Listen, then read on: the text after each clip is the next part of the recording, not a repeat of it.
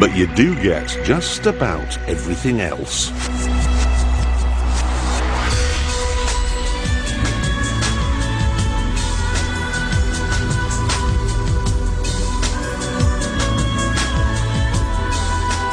This is a Ferrari 599, and it offers just about everything just about anyone could possibly want from a supercar.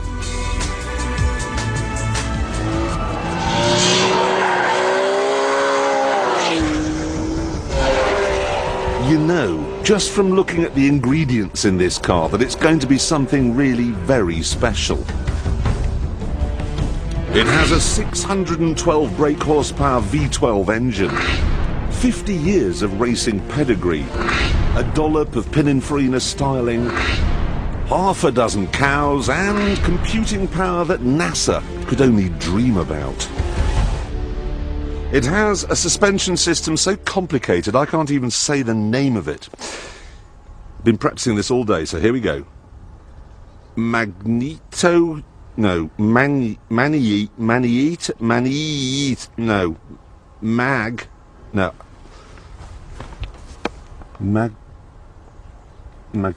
the word's about this long, right, here we go.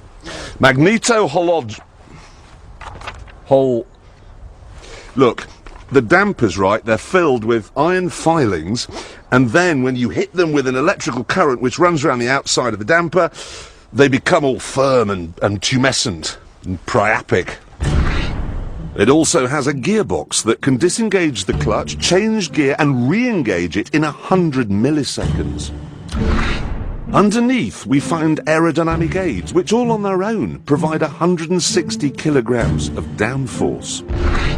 And unlike previous Ferrari GT cars, this is not made from bits of scaffolding with the body panels bolted into place. It has an all-aluminium chassis for reduced weight and extra strength. What we have here then is a blend of passion, engineering, pedigree, art, maths, science, and that sort of techie know-how that's put Ferrari at the top of Formula One for the last, 8 years. It really is just a breathtaking combination.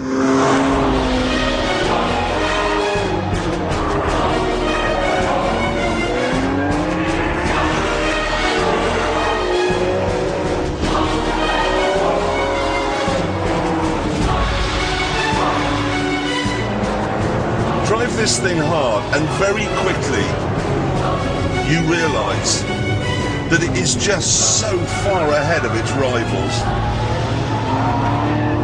Oh, brilliant. Stepping out of an ordinary car and into this is like stepping out of a speedboat and getting into a Type 42 destroyer. It's just breathtaking. A lot of people say it's just an expensive version of the Corvette Z06, but honestly, it just so isn't.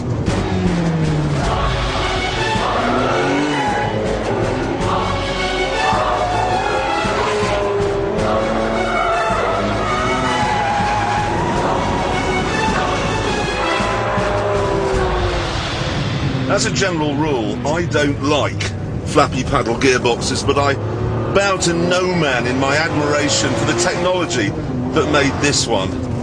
Every time you pull one of these levers, it's like you've been kicked by a horse, only more violent. And nicer. Then there's the speed. It's got an updated version of the 6-litre V12 they put in an Enzo, so there's a lot of it. 0 to 60 is dealt with in 3.8 seconds. 0 to 100 in a Zonda-busting 7.4. Flat out, you are way past 200 miles an hour. You can almost feel the world warming up as you thunder along.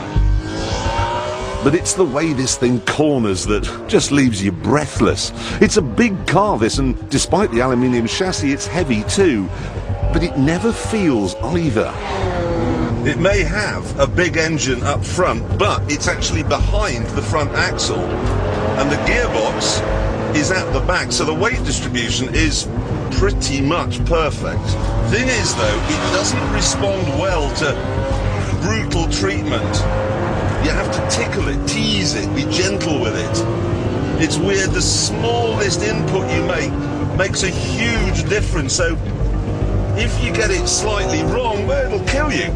If you get it slightly right though, it's like bathing in 600 gallons of double cream. Right, let's do a quick lap. Up to 8,500 RPM from a V12. I've got the traction control off at the moment, which means the suspension's at its hardest setting. The gear change is at its fastest.